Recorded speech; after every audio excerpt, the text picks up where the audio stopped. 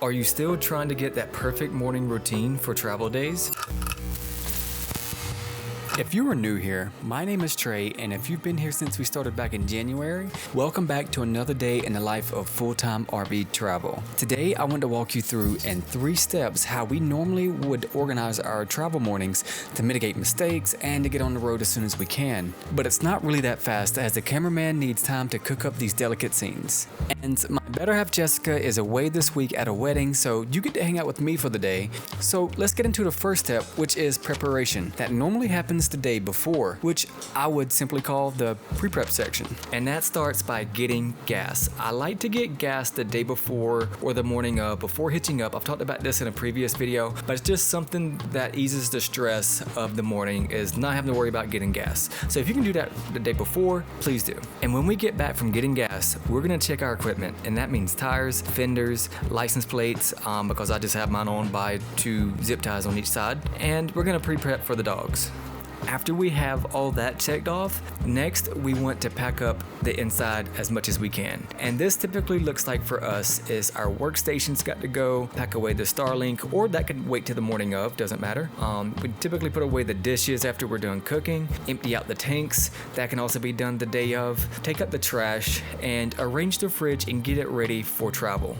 And lastly, for our pre-prep section, we want to clean as much as we possibly can, and that just typically means sweep and mop and dust off a few things.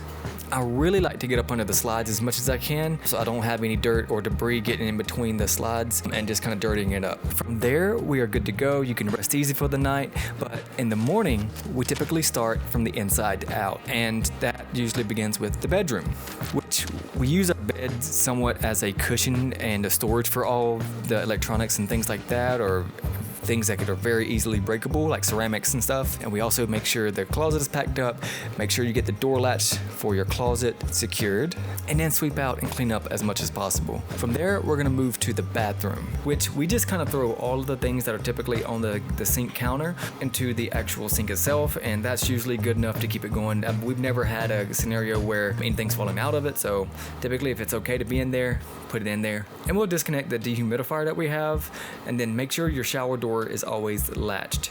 If you forget that, you may come back in to a broken shower door.